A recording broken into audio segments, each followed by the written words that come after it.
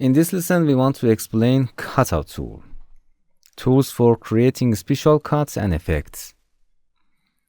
As you can see in the settings, there are various number of effects for horizontal and vertical cropping and cutting on a photo. As you can see, there are two types of cuts. Only if you hold the mouse on them is only named horizontal and vertical. They are just to cut and reconnect again.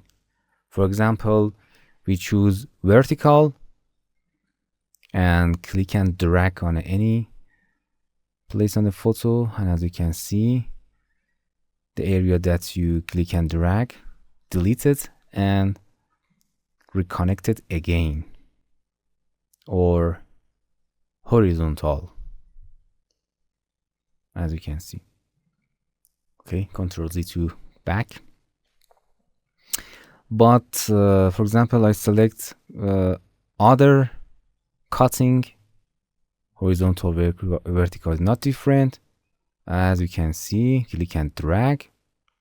There have a special effects in the middle of cutting. Okay. The other effects keep the cut area and add effect in the middle of it. Okay, this is cutout tool, very easy and simple.